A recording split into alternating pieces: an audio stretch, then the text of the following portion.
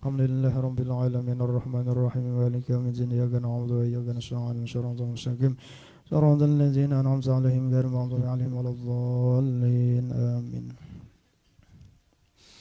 A'udzu billahi minasyaitonir rajim. Bismillahirrahmanirrahim. Alhamdulillahi rabbil alamin. Wassalatu wassalamu ala asyrafil anbiya'i wal mursalin sayyidina wa maulana Muhammadinil amin wa ala alihi wa sahbihi ajma'in. Subhanaka la ilma lana illa ma 'allamtana innaka antal alimul hakim. Wa la hawla wa la quwwata illa billahil aliyyil azim al azizil alim 'adada kulli harfin kutiba wa yuktabu abadal abidin wa dhaharat dahirin radhiyallahu anhu wa ankum wa an jami'il muslimin.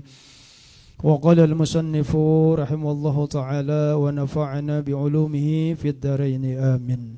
Alhamdulillah wa syukurillah, kembali kita menyambung pembicaraan daripada fadilah ilmu dan ulama. Malam hari ini kita sambung, jadi bila kita di masjid kita sambung, bila kita ke sini kita sambung. Nah, jadi kitab ini aja khusus kita baca. Jadi kita ulangi sedikit. Nah, jadi dalam pembicaraan pada malam hari ini masih kita menyambung daripada perkataan, yaitu daripada Sayyidina Ali. Jadi dari sabda Rasulullah sallallahu alaihi wasallam, beliau mengatakan bahwa Sayyidina Ali itu adalah babulnya ilmi, pintunya ilmu. Sebagaimana yang termaktub, "Ana Madinatul Ilm wa Aliyun babuha." Nah, di dalam syair ada bunyi kan seperti itu. Ana Madinatul Ilm wa Aliyun babuha faman aradal Madinah falyatiha min babiha falyatiha min babiha. Ya Rasulullah, Sayyidina Ali itu pintunya, aku kotanya ilmu. Madinah tuh aku kotanya ilmu, gudangnya ilmu. Tidak ada yang melebihi daripada aku. Jaka guru, aku nih maha guru daripada segala guru yang ada. Jadi setelah Allah Ta'ala aku aja lagi, kada ada lagi yang melampaui daripada aku, ya Rasulullah. Nah, Sayyidina Ali ini disebut Rasulullah sebagai pintunya ilmu. Nah, jadi kita bila hendak belajar tuh, di antaranya selain kita bertawassul dengan Rasulullah, bertawassul dengan Sayyidina Ali, karena pintunya ilmu. Masuk ke lewat pintu, masuk ke rumah orang lewat jendela, bisa dikuriak ke orang maling guru lah. Nah, jadi masuk lewat pintunya. Nah, jadi dalam pembicaraan kemarin bahwa ada dari sekelompok orang yang disebut dengan Khawarij. Jadi orang Khawarij ini dia tidak senang dengan Sayyidina Ali. Karena apa? Karena Rasulullah mengatakan Sayyidina Ali itu pintunya ilmu. Lalu akhirnya mereka berkumpul kemarin, berunding, bermusyawarah, kita tes Sayyidina Ali nih. Kalau memang bujur bobonang kelompok tadi, Sayyidina Ali ini orangnya babul ilmi tadi, pintunya ilmu, artinya orang ini kan alim benar nih. Nah, kita takoni kena bergantian kita menakoni. Jadi bergantian kemarin. Jadi yang pertama kemarin menakoni, hai Sayyidina Ali, apa yang paling abdal, ilmu kah, harta kah? Lalu dijawab oleh Sayyidina Ali kemarin. Yang pertama bahwa ilmu itu lebih abdal. Kenapa? Karena ilmu itu adalah pusaka daripada para anbiya. Sedangkan harta itu adalah pusaka Karun, pusaka Fir'aun dan seumpama mereka. Nah, jadi pusaka yang lebih hebat ujar Sayyidina Ali adalah ilmu. Kenapa? Ya tadi karena itu adalah pusaka warisan para nabi. Lalu datang lagi yang kedua, karena yang pertama sudah bertanya, saya kong pulang, karena mereka sudah berencana. Artinya kita hendak tahu Sayyidina Ali jawabannya sama kah, kada kah? Nah, bilanya sama berarti Sayyidina Ali ini kada alim orangnya. Kada sesuai dengan disebut oleh Rasulullah babul ilm tadi, babul ilmu. Lalu yang kedua pulang, ditanya pulang, datang Saikong. Sama pertanyaannya, lalu dijawab lagi oleh Sayyidina Ali bahwa ilmu itu lebih abdal je Sayyidina Ali. Kenapa? Karena ilmu nang memelihara kita. Nah, kalau harta kita nang memelihara. Kemudian datang lagi yang ketiga kemarin, yaitu mereka bertanya dengan pertanyaan yang sama, lalu dijawab oleh Sayyidina Ali yang ketiga bahwa orang yang berilmu itu banyak kawan, banyak tolan, banyak sahabat, disayangi orang. Makanya bila orang berilmu itu kemananya berada, mesti disukai orang, disenangi orang. Kenapa? Karena orang berilmu itu pasti akhlaknya bagus. Pancaran ilmu yang ada di dalam diri seseorang itu akan keluar kepada zahirnya. Makanya itu alamatuz zahir adalah cerminan daripada batin. Bila zahir seseorang mencerminkan batin seseorang. Nah, jadi kemana aja orang berilmu tuh? mesti disayangi orang, dihormati orang, dikasihi orang. Artinya banyak, kawan banyak, orang nang senang. Nah, tetapi kalau harta, ujar Sayyidina Ali, kalau harta tadi kerabat, harta tadi banyak seterunya, banyak masalahnya. Nah, lihat itu. Gara-gara apa? Orang bakal lahi berebut harta, badang sanak kada bataguran gara-gara harta, diwarisan dirabutakan.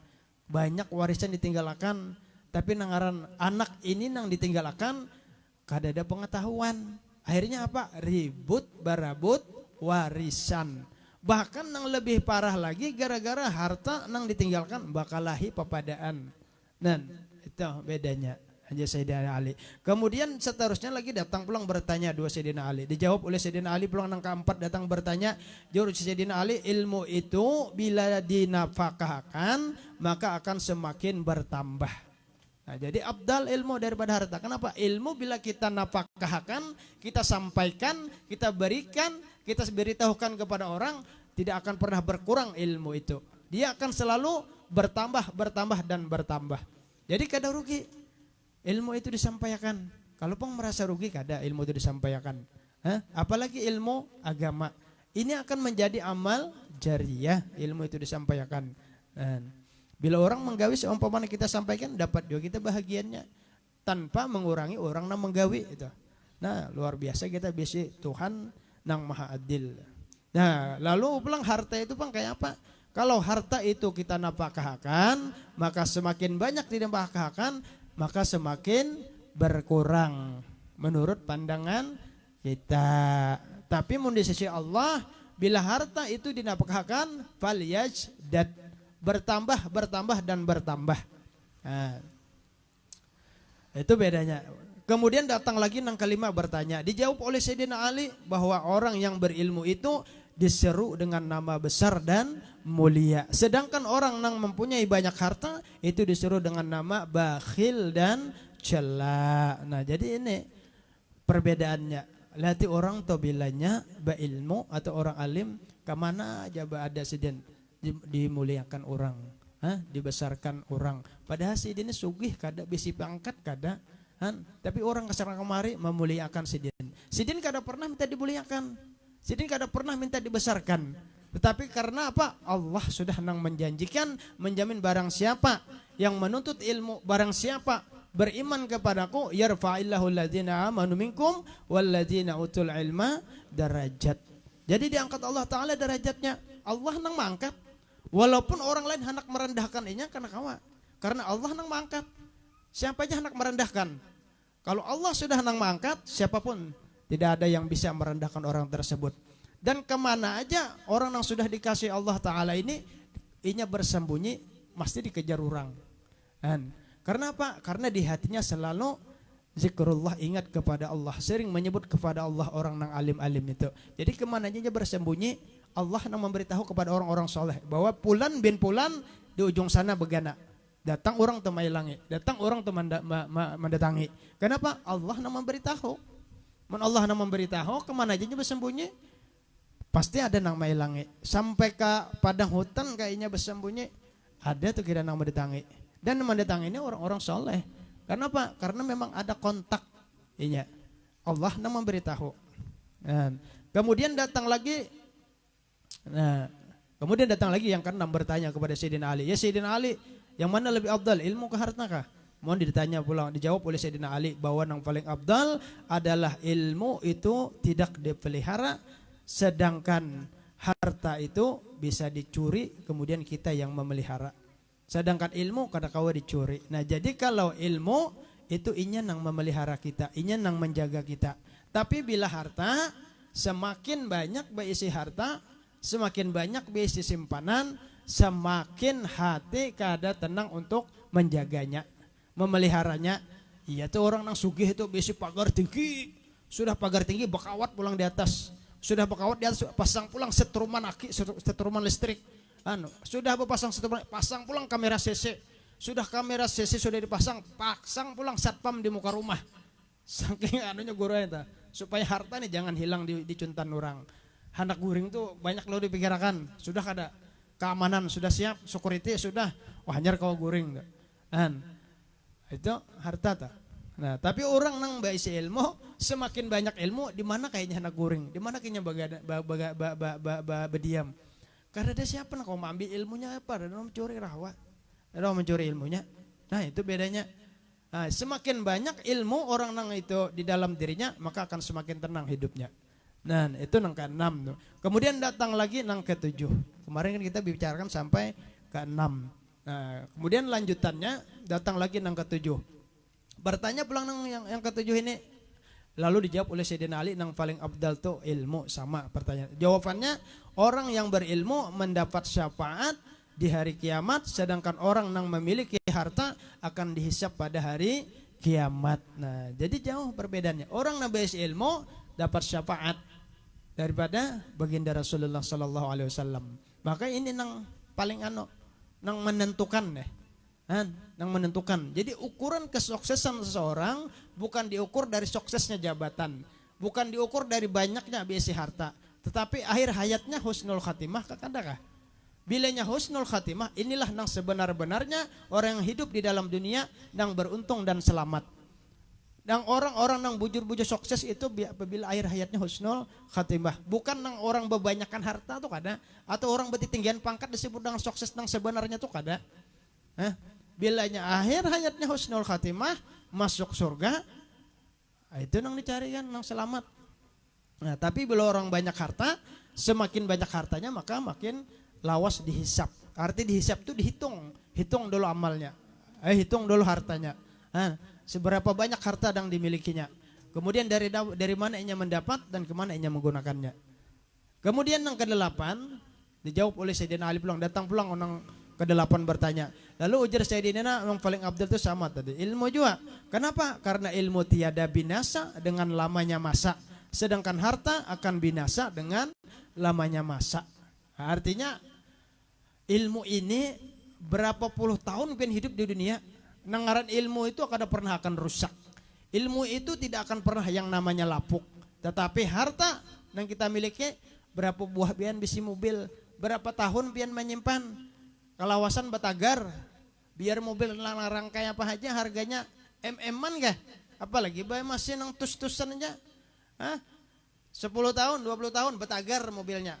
Lapuk oleh kelamaan masa. Apalagi baju. Larang berapa baju nukar 2 juta, 3 juta. Berapa tahun kuat? Setahun 2 tahun tepaculan gimana?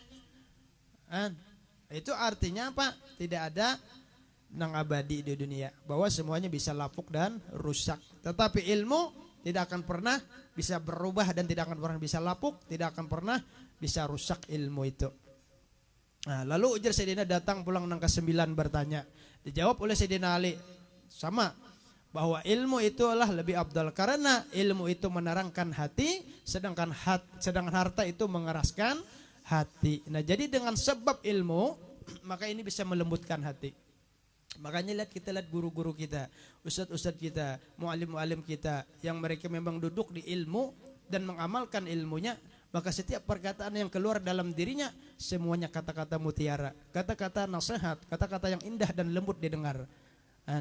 Itu bedanya. Tapi lihat, kalau orang yang tidak mempunyai ilmu, harta aja nang diisi, kata-katanya tidak enak didengar. Bahkan dia akan merendahkan orang yang lebih miskin darinya. Dia akan bisa menimbulkan sifat sombong. Akhirnya apa? Dia berkata seenaknya, mengomong seenaknya kepada orang. Karena apa? Karena merasa punya harta yang banyak. Itu bedanya. Itu jadi orang ilmu akan melembutkan hati orang tersebut. Maka hatinya akan kasih sayang kepada orang. Maka kata Nabi, sebaik-baik umatku adalah ulama. Kenapa? Ulama yang mana? Yang sebaik-baik kata Nabi itu adalah ulama yang ruhama ubainahum. Bahwa ulama yang kasih sayang sesama umatku. Itu yang paling baik ya Rasulullah umatku. Banyak kayak umat Rasulullah nih kan. Tapi di antara sekian banyak umat Rasulullah, yang paling baik itu ialah ulama di sini. Karena apa? Ulama yang rohama. Biar ulama mun kada rohama bukan termasuk sepaling baik umatku juga kata Rasulullah kan. Karena ulama itu pun banyak macam, bagi ada ulama su, ada ulama yang baik kan, macam-macam. Nah, lalu datang lagi yang ke-10.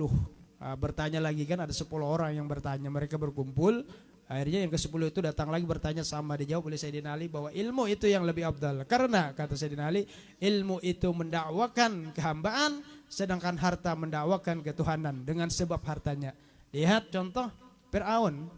Fir'aun itu kebanyakan harta, punya pangkat yang tinggi, punya kekuasaan. Akhirnya apa? Akhirnya dia mengaku menjadi Tuhan. Kenapa? Karena dia merasa bisa melakukan apapun yang ia mau. Jadi kata Fir'aun pernah terjadi salah satu yang namanya Siti Asyah gitu, ya, Siti Asyah yang tukang sisir rambut anak Fir'aun itu. Siapa namanya itu, Guru? Tukang sisir rambut anak Fir'aun nih, Guru. Tukang sisir rambut.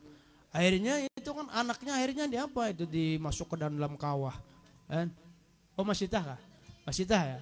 Iya Masitah, saya lupa. Akhirnya apa? Lalu kata Fir'aun kalau ingin selamat maka kamu harus minta pertolongan doaku, mengakui bahwa aku adalah Tuhan yang bisa menyelamatkan. Artinya bila aku perintahkan Algojoko bunuh, mati ya. Bila aku perintahkan bebaskan, selamat. Akhirnya dengan berpikiran yang seperti itu, akhirnya Firaun merasa menjadi Tuhan. Kau menghidupkan, kau mematikan. Nah itu akhirnya Firaun. Bahkan iblis pun bingung lawan Firaun ini. Kenapa? Fir'aun ini wani mengaku jadi Tuhan, kan ada kisah nih pertemuan antara Sano iblis dengan Fir'aun. Jadi iblis ini belang gurai ke rumah Fir'aun. Jadi iblis ini ngaran Fir'aun ini hebat juga aja mengaku jadi Tuhan Fir'aun nih. Aku aja jadi iblis.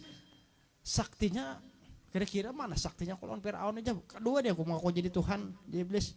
Ada kisah belang iblis tuh kan mau rame tuh kisahnya, menurut kisah kan panjang bener bang. Kisahnya cuma gitu kesingkatannya.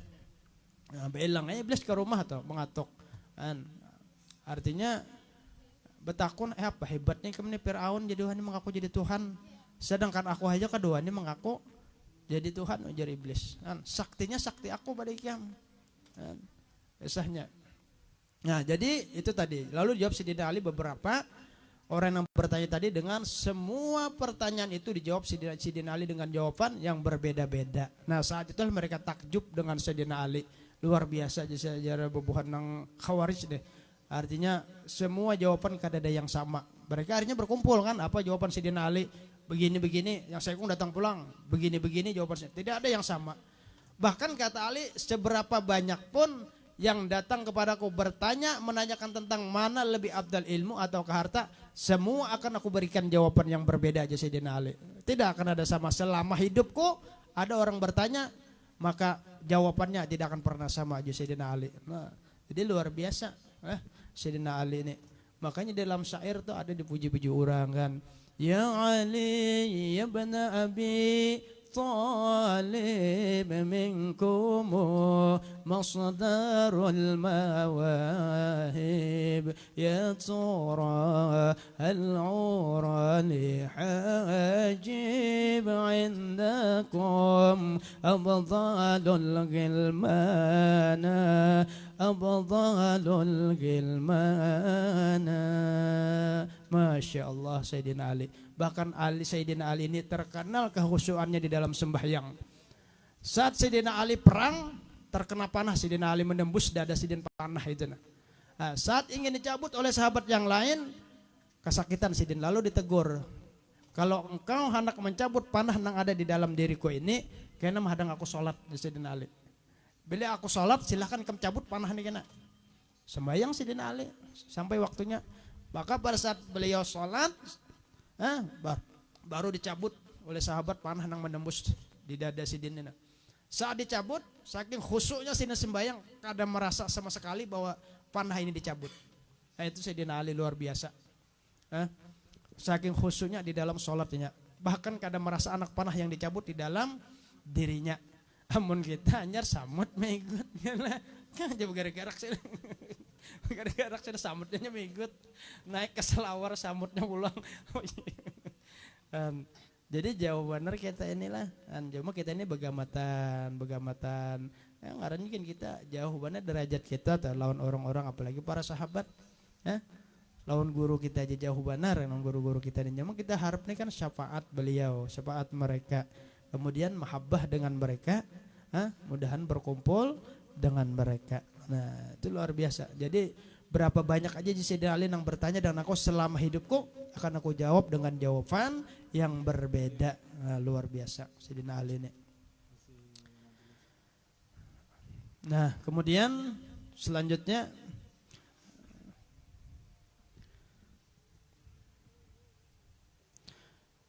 diriwayatkan daripada sabda Nabi sallallahu alaihi wasallam, man intaqala liyata'allama ilman ghufira lahu qabla an yakhtuwa. Barang siapa, kata ujar Rasulullah, barang siapa ujar Rasulullah berpindah liyata'allama untuk menuntut ilmu, liyata'allama ilman untuk menuntut ilmu, ghufira lahu qabla an yakhtuwa. Jadi Rasulullah sallallahu alaihi wasallam bersabda, barang siapa yang berpindah, artinya nih anak berpindah kayak kita dari masjid tadi. Kita kan di masjid kan majelis pembelajaran. Berniat sudah hati nih berdiri untuk hendak berpindah pulang ke sini. Sebelum kita berpindah dari masjid ke sini, sudah Allah ampuni dosa. Ghufira lahu qabla yakhtua. Diampuni dosanya sebelum inya melangkah. Apalagi sudah melangkah, sebelum melangkah aja dosa diampuni sudah. Ghufira lahu ayyakhtua. Man intaqala liyata'allama ilman, tapi ini maksudnya adalah ilmu agama, ilmu syar'i, ilmu agama. Bukan ilmu umum. Tapi ilmu umum itu penting juga sebagai penunjang di dalam kemaslahatan dalam beragama. Boleh juga dituntut. Nah, jadi sebelum orang itu berpindah dari tempat itu ke tempat majelis yang satu, itu sudah diampuni oleh Allah Ta'ala dosanya. Nah, jadi mudah-mudahan kita ini dosa kita, baik dosa nang zahir, dosa nang batin, diampuni oleh Allah Subhanahu wa Ta'ala. Kemudian anak-anak kita, zuriat kita menjadi anak nang saleh dan salehah. Mudahan menjadi anak nang alim barataan, sugih barataan lah. Bilanya alim sugih insyaallah membawa menjadi anak nang saleh dan salehah. Makanya dari sekarang anak-anak remaja itu jangan malas menuntut ilmu, baik ilmu agama khususnya ataupun ilmu penunjang lainnya. Demi apa? Demi kesuksesan semuanya. Jadi khususnya sukses akhiratnya. Jadi mudah-mudahan segala hajat kita dikabulkan Allah Subhanahu wa Ta'ala. Mudah-mudahan kita diberikan kesehatan, panjang umur di dalam taat ibadat kepada Allah Subhanahu wa Ta'ala. Mudah-mudahan kita berhidup beriman, mati beriman sempurna. Kemudian diberikan ilmu nang manfaat, ilmu nang manfaat nang membawa kita selamat baik dunia maupun akhirat. Dan mudah-mudahan kita dan anak-anak kita, keluarga kita dipeliharakan oleh Allah Subhanahu wa Ta'ala selamat dunia dan akhirat. Dan mudah-mudahan kita beratan dimatikan dalam keadaan husnul khatimah ala tilkan niyah wa ila hadratin nabi al-fatihah. A'udzubillahi minasyaitonir rajim. Bismillahirrahmanirrahim. Alhamdulillahi rabbil alamin arrahmanir rahim maliki yaumiddin iyyaka na'budu wa iyyaka nasta'in ihdinas siratal mustaqim siratal ladzina an'amta 'alaihim ghairil maghdubi 'alaihim waladdallin. Amin. Bismillahirrahmanirrahim. Qul huwallahu ahad, Allahus samad, lam yalid wa lam yulad wa lam yakul lahu kufuwan ahad. Bismillahirrahmanirrahim. Qul huwallahu ahad, Allahus samad, lam yalid wa lam yulad wa lam yakul lahu kufuwan ahad. Bismillahirrahmanirrahim. Qul huwallahu ahad, Allahus samad, lam yalid wa lam yulad wa lam yakul lahu kufuwan ahad. La ilaha illallah wallahu akbar. Bismillahirrahmanirrahim. Qul a'udzu birabbil falaq min syarri ma khalaq wa min syarri ghasiqin idza waqab wa min syarri naffasati fil 'uqad wa min syarri hasidin idza hasad. La ilaha illallah wallahu akbar. Bismillahirrahmanirrahim. Qul a'udzu birabbin nas malikin nas ilahin nas min syarril waswasil khannas alladzi